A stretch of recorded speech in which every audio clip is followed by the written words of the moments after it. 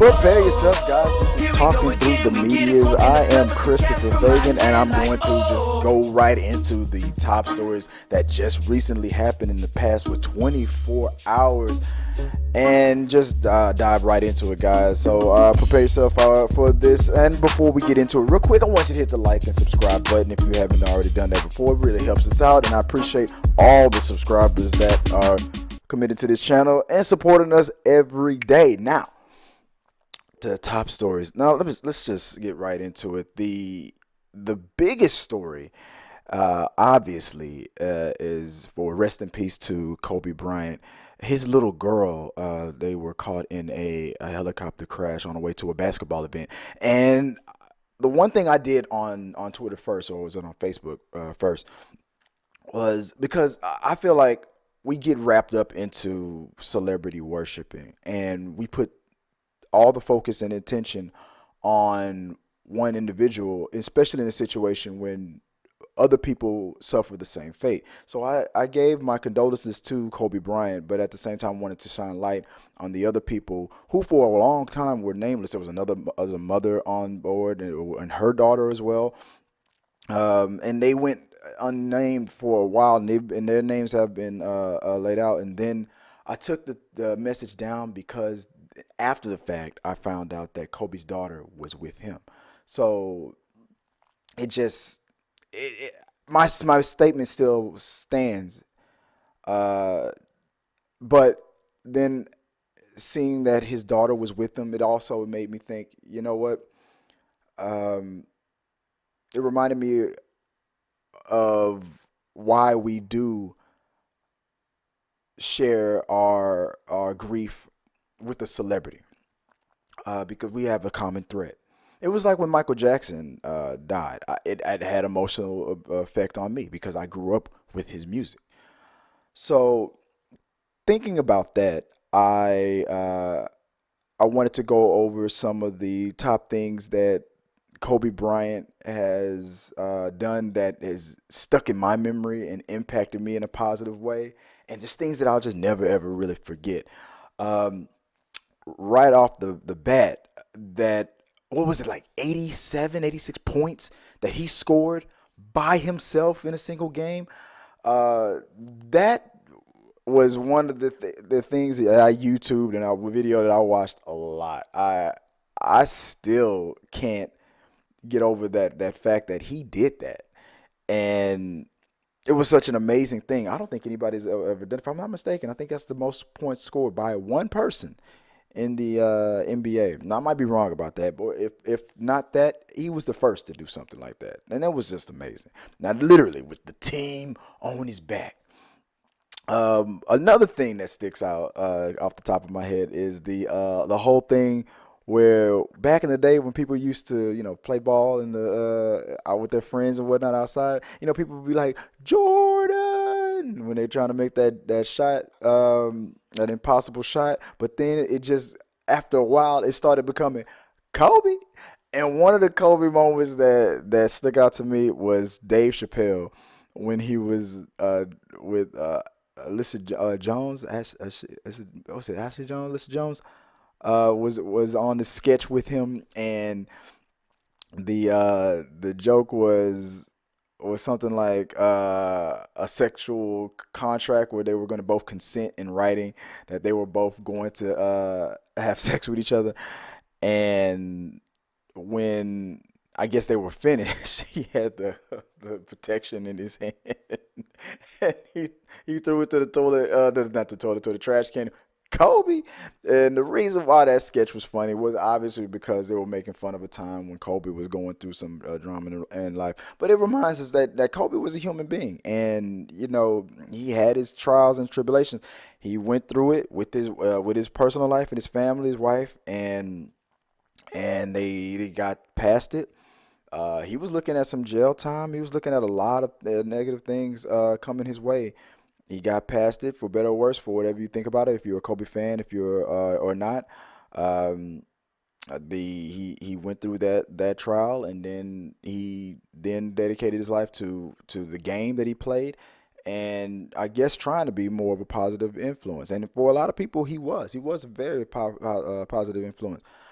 which brings me to another time in my life when Kobe Bryant's name was constantly coming up was when I worked overseas in Iraq. We had a lot of subcontractors from the Philippines. Now I have to go research and look this up about because if there's one country that I'm just going to guess was more impacted by the death of Kobe Bryant than America was, than the city of Los Angeles was probably the Philippines. I'm gonna have to, after I'm done with this, I'm gonna go research this because every subcontractor that I worked with over there who was from the Philippines, it was always the Lakers, Lakers, Lakers, Lakers, Lakers, Lakers. And who at the time was on top of the game and in charge and running the captain of that team? Kobe. It was Kobe. Only shirts that I saw whenever they wore jerseys, Kobe Bryant, Lakers, Lakers. And I think I heard that it's because uh, on that side of the world, when you go to that coast, to that, LA is right there, and then you go to Hawaii, and then there's uh, Japan and Asia, right there on the other side. When you go that far west in your travels, so maybe that's the when you're traveling from the that side of the world to America, that's the first one of the first cities you're introduced to. One of the major cities that you're introduced to is Los Angeles. So by default, because it's so close, the Lakers is probably going to translate more and appeal to that side of, for whatever reason. I'm gonna have to look it up. No, I'm not an expert on it, but it was very fascinating. The majority of the people was like that I knew, friends of mine from the Philippines. It was always the Lakers, always Kobe Bryant. So that was something that stuck into my mind.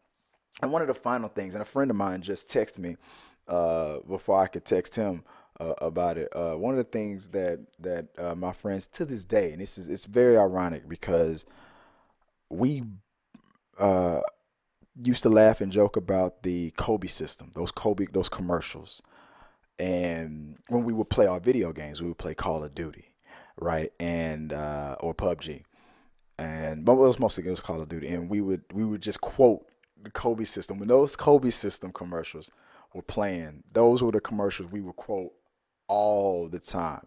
You know, especially one with Kanye West. It's like, I'm the best. You're like, you're welcome. He's like, what the are you talking about, Kobe Bryant? That was one of the best Kanye West moments as well. But a person that's doing a motivational speech or motivational class for people who are already successful was brilliant. I don't want to say I'm sorry about that. Let me go down. It was brilliant commercial setup because it was kind of true in a way. He was one of the best. I mean, any one of those people that was in those commercials could have taught that class. But it was funny that Kobe Bryant's delivery was better. And when they did the pyramid, you reach the top of your game and you go further. That Kobe system, success for the successful, man. That whole thing. I recently just refreshed myself on those commercials and watched a bunch of them, man. And I forgot how funny they were. Those commercials just killed me, and we still quote them to this day. And it was like sad. It was like earlier this week, last week. We were playing the game, and we started bringing it up again out of nowhere. I don't know. It was so weird. We just started bringing it up. This was a couple of days before Kobe Bryant died, and we just started talking about that commercial. We literally talked about the one with Kanye West, and then a few days later, like a lot of people heard about it through like a friend or a family, somebody who was nearby. The same with me. John Campy on his show was like he was bringing in groceries from the car, and his wife was like, "Kobe Bryant just died," and he's like, "Shut up, you're lying." Same thing with me. I'm in my living room, and Joy walks out. She comes out of the from wakes up in the morning, and she looks at the phone. Babe, Kobe Bryant just died, and I'm like, what? And the reason why I bring that up is because when I listened to the radio this morning and was dropping the kids off to school, I decided to play. I usually play like something on my phone or satellite radio, but this time I'm like, let me listen to the radio station, the talk radio station, especially the 97. I'm in Houston, so it's 97.9 The Box. But they were playing the songs for him too, man. They played the Crossroads. They played some Tupac song, California Love. I was like, oh man, it felt, and it felt good. That song hit. I love the Crossroads. My Bone Thugs and Harmony is my favorite rap group, but for some reason, California Love fit better, and I didn't understand why until I was listening to John Campia because he says he's out there in Los Angeles, and he said you could tell the weight of it was there. It was palpable. It was everybody was just like talking about it and the impact of it. It's out. It's probably still. If you're out there in the LA area, let me know. If you comment, let me know what your thoughts on that is because I can understand that whole city is like wow. I'm wondering like those people the people in all over the world where the Lakers really meant a lot and Kobe really meant a lot. I'm wondering how they're feeling, and it goes into the next topic. So I'm just gonna say rest in peace, Kobe Bryant, to your daughter. I feel so bad for your family. There's a lot of rumors going around.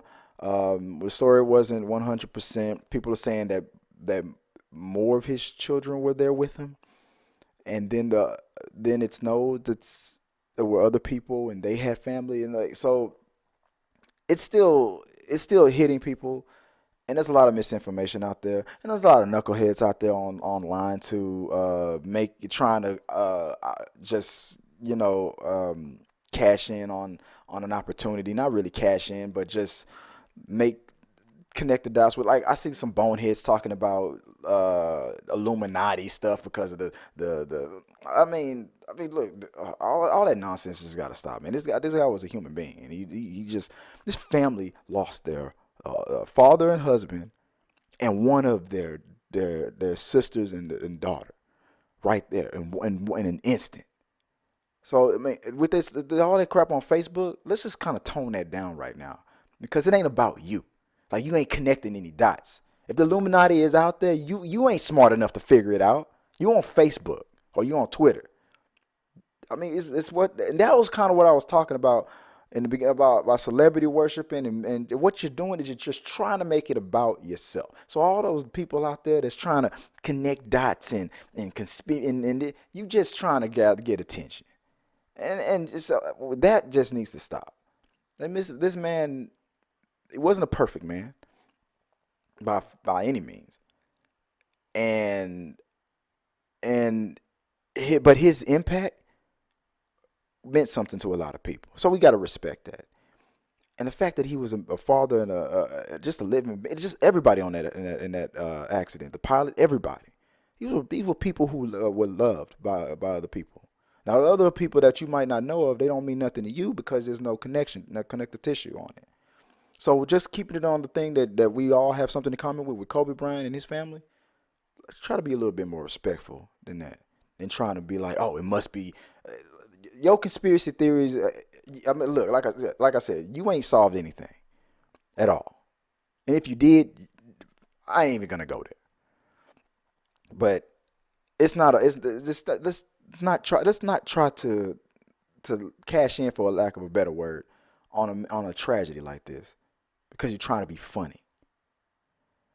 This man was born in 1978, 41 years old, died January 26, 2020.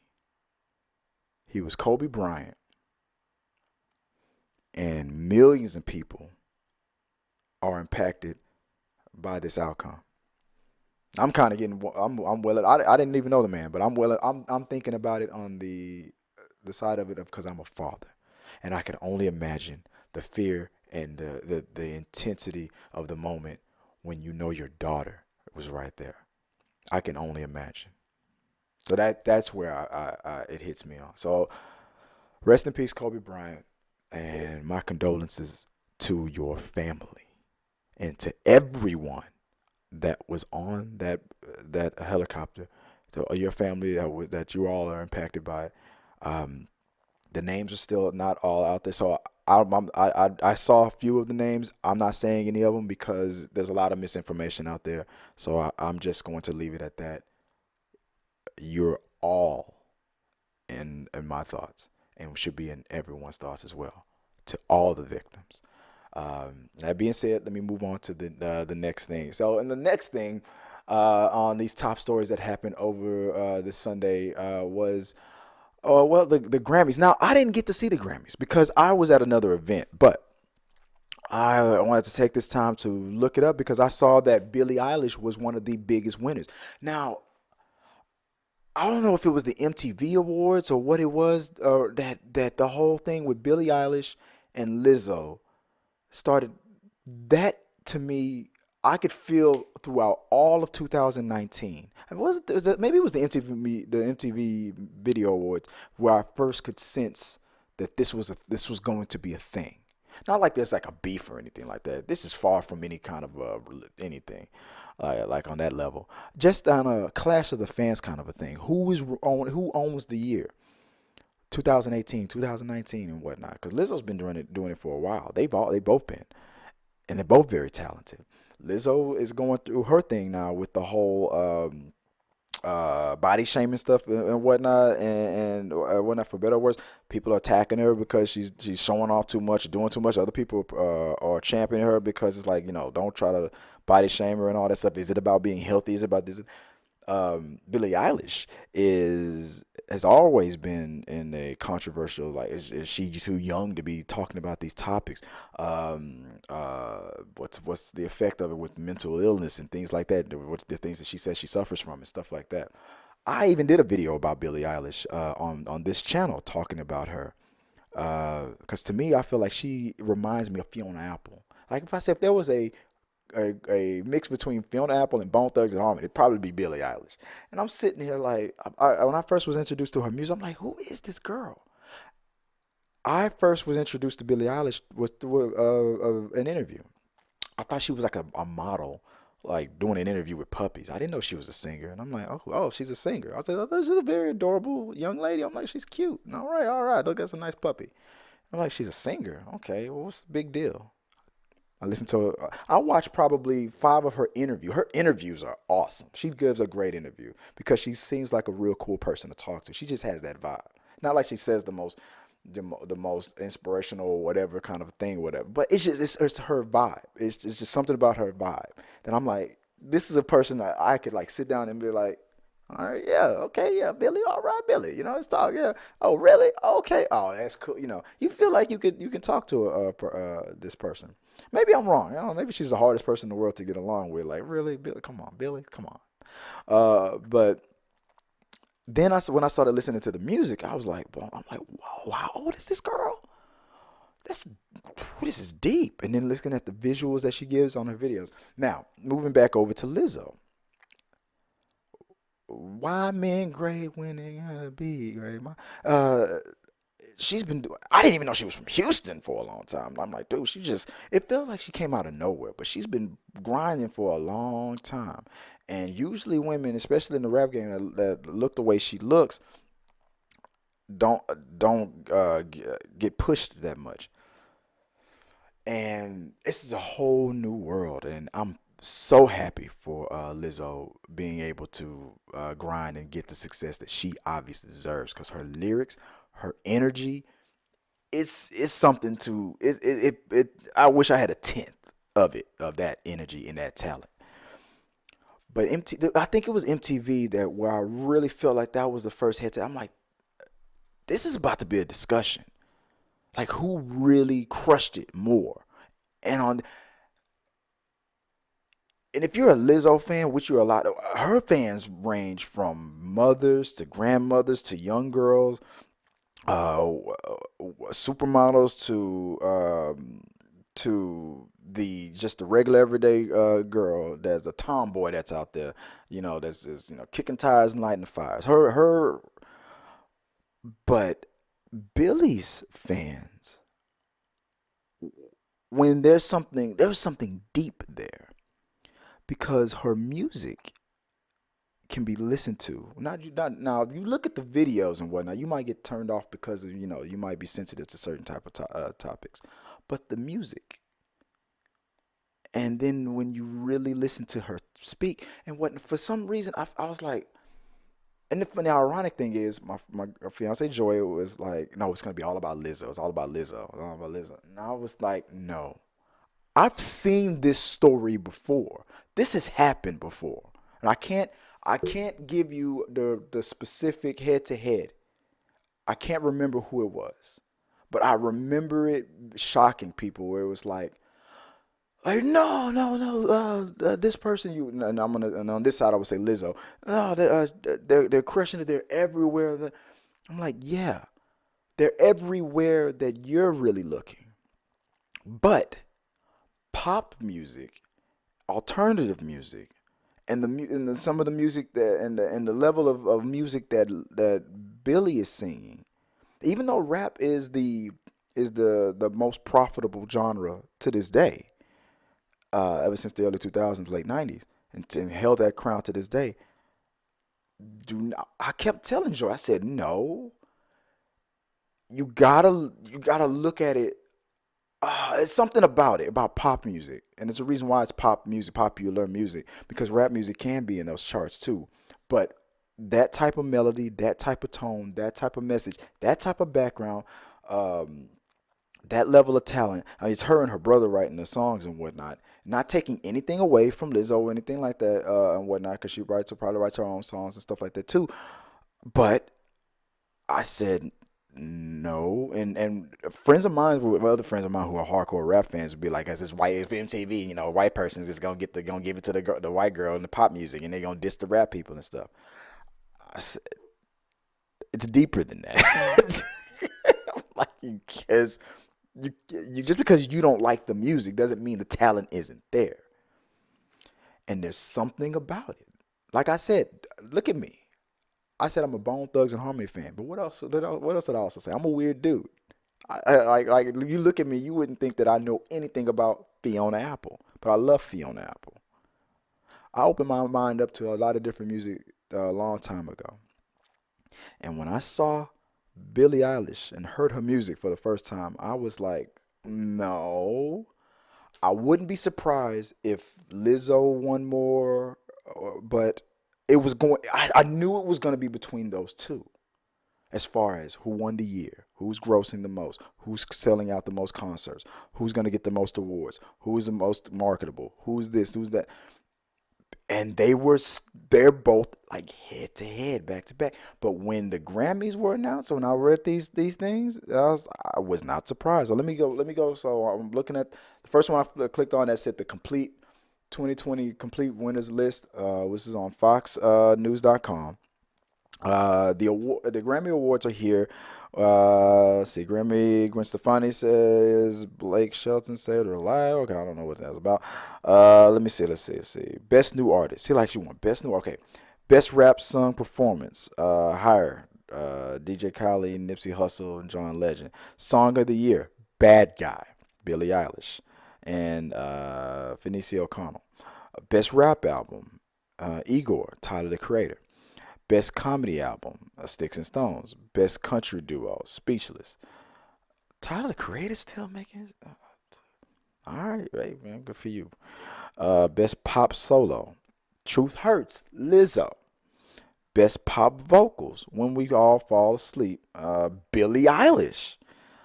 Best pop duo performance, Old Town Road, uh, Billy Ray Cyrus. Okay, that's deserved. That's deserved. Uh, Best traditional pop. Look now, Elvis Costello and Impossible. Okay. Moving on. Let me get to it. Best urban contemporary album. Cause I Love You, Lizzo. Best R&B featuring JoJo. Say So, PJ Morton. Best traditional R&B performance, Lizzo. Okay. Best R&B performance, Andre 3000. Okay. Moving on. Let's see if we can get to it. Michelle Obama won an award last night. I'm trying to find the name. Here we go. Billy Ray Cyrus, bro. Sorry about this. Stars Born. Wow, a lot of awards were given out last night, too. I do not have time to go through this whole list with you guys.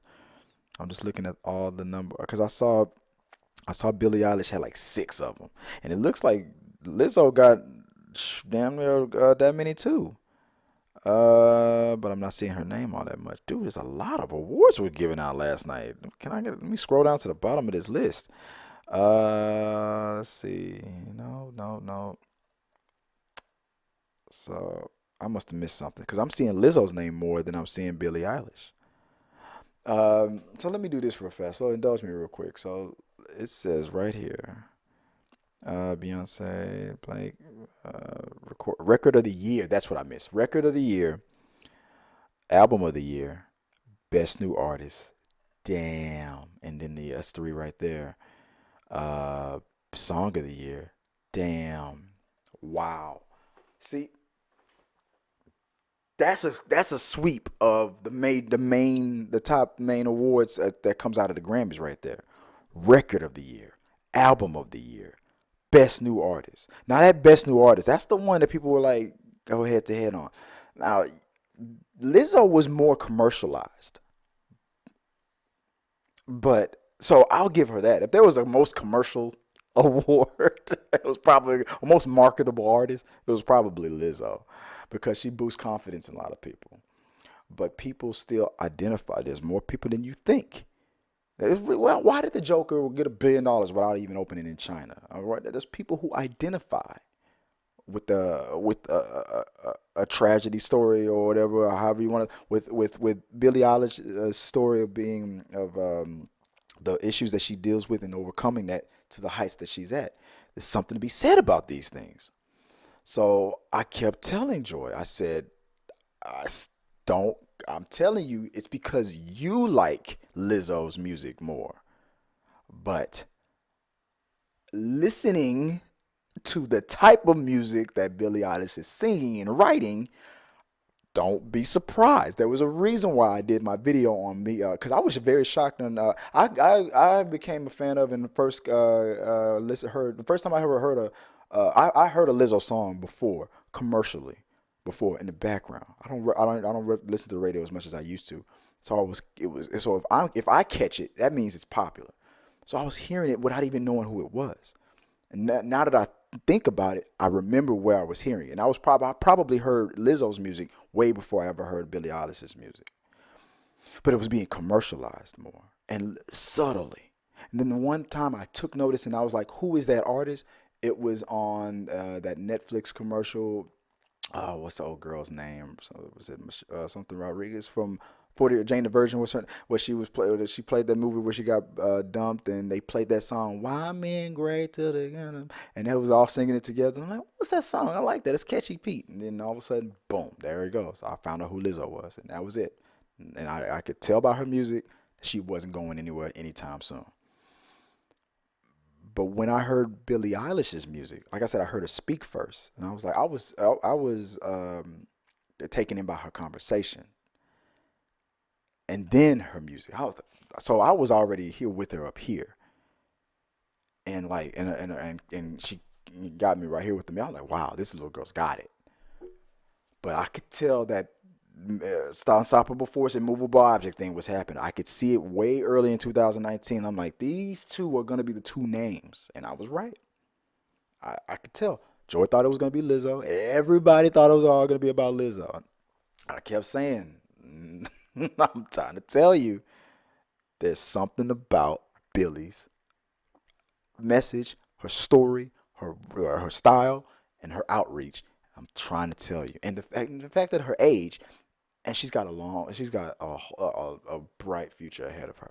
She's one of those what I call like her and her brother combination. Those unstoppable writers, man. It's just like it feels like they won't stop. I don't know what it is. I feel like there could be a stopping point for Lizzo because of the way we come at her. But I feel like despite how we come at Billie Eilish, whether we loving her or putting her up on top of her, or she next album flops, and I don't think she's gonna stop. That creativity is there.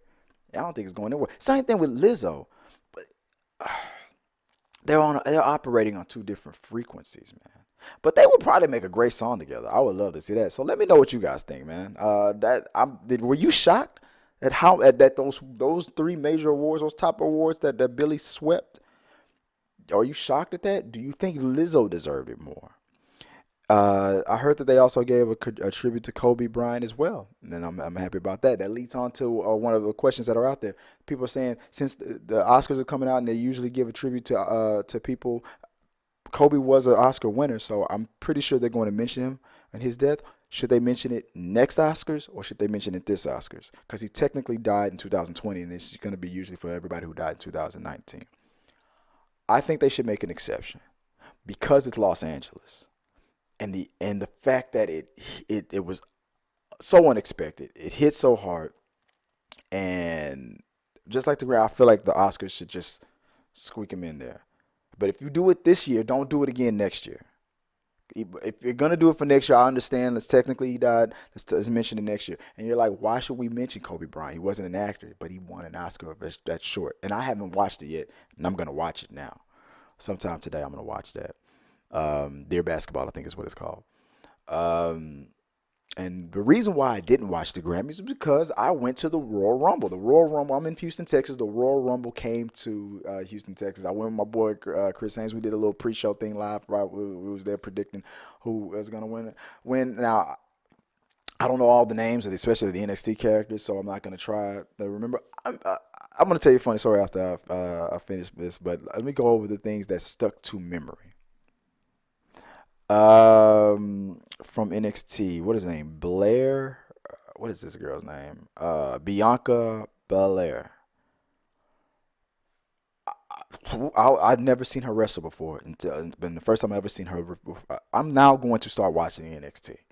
She crushed it. There were 30 women's Royal Rumble with 30 women into the ring, one at a time. Every minute, another girl enters the ring. You got to get thrown off the top ropes. She was crushing it and eliminating some key badass ladies out there, man.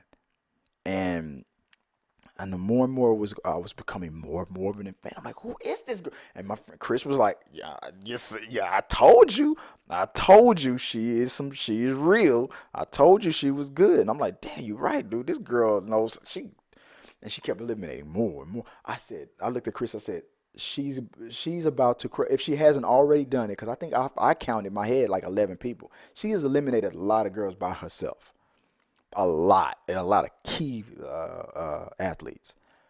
I said, Chris, she's about to get the most eliminations record tonight. She just got it. I just that was a lot of people. She just eliminated, and he was like, probably so. I'm like, no, because I said, look at the way I always look at reactions and whatnot. I might not know about the person and whatnot, but like I'm pretty good at reading vibes and reading the room. I just was looking at everybody's reaction. The people around me was talking about it, just giving me little facts because I said I didn't know who she was, and telling me, and now, and from what I could see, and how the fans were, I'm like, she is going to be big in the WWE. I could see it. I said, here, this is where it begins. She's about to get the most eliminations record. Boom. That's exactly what happened. And then she was eliminated. And then the person she was eliminated by, Ric Flair's daughter, people did not like that because it indicates that we're going to see once again the same match: Ric Flair, Charlotte Flair versus the man Becky Lynch again. Like my son would say, again. And so we're gonna maybe get that match again, unless she chooses the other girl, which we probably won't. Again, right? We'll see. Um, what else stood out? Um,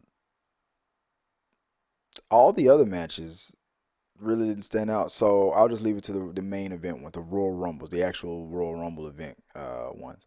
So in the men's Royal Rumble, so when you're in the Royal Rumble, if you're asking what the hell is a Royal Rumble, like I said, it's 30 men that enter the ring, and you get eliminated one by one. The last man standing uh, gets a contract, gets a shot to fight whoever the current champion is at WrestleMania. This year, for the first time ever, the current champion entered the Royal Rumble first. And it looked like he was about to eliminate everybody. Brock Lesnar started chunking full. I was like, I said, you see, look, this is going to be interesting. If Brock Lesnar wins the Royal Rumble, he is going to challenge the other champion, which is, was it Bray Wyatt, for that Universal belt, and probably get both belts. That's probably what he's aiming at. He was in there by himself for a long time. Then people tried to double team him, looked like he was about to be eliminated. Like, no, he still kept eliminating people, outsmarting people, outplaying people, knocking people out. Then Drew McIntyre came in. Now, Drew McIntyre is a dude that started in the WWE a while ago, and he was Vince McMahon's chosen. Could call himself the chosen one. Vince saw something in him that was special, but it didn't work. It didn't connect with the audience, and it fizzled out. And then he tried to be funny, and he tried to, and it just didn't work. Then he had to go. Then he came back. And now this reboot version, I mean, I don't even feel like he's doing anything that different. But for some reason, people are now ready for him. The WWE Universe is now ready for him. So now they're pushing him again. And it's working. And he's connecting. And when he eliminated Brock Lesnar, the roof blew off. Oh, man. It was huge when that happened.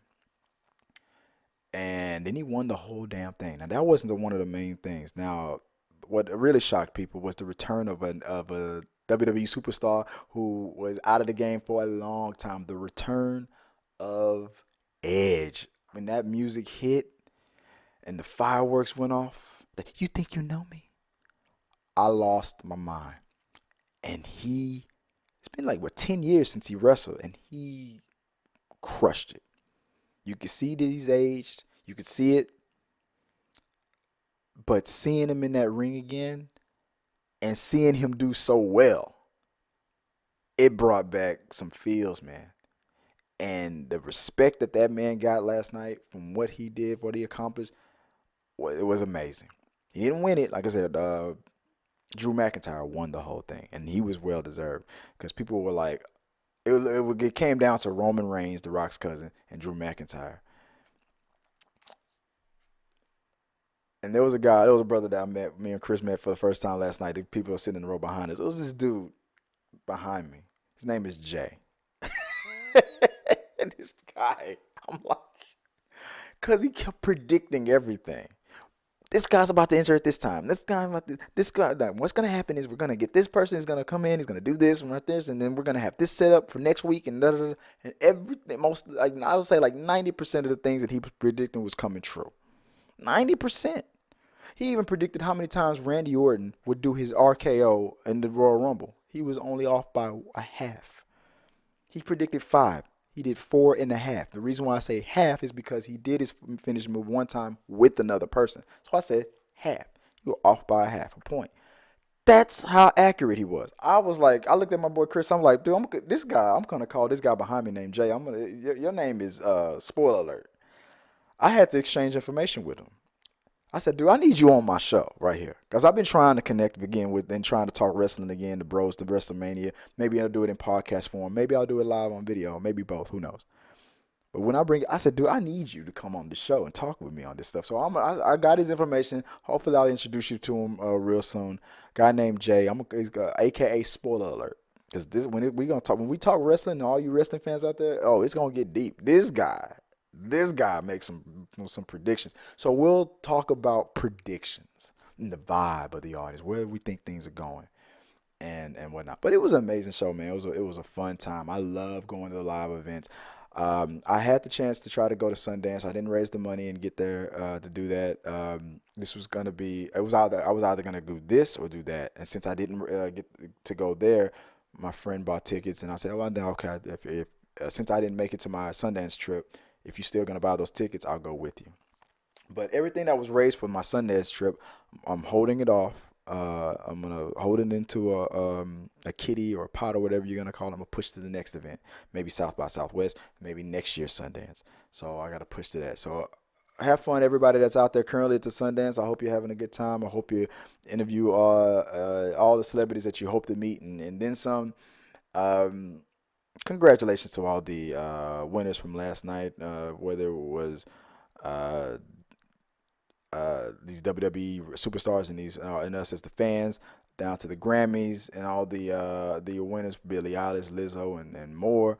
And back again to condolences to everybody who's lost their lives in that plane crash and the impact that the death of Kobe Bryant and that it's had on the world.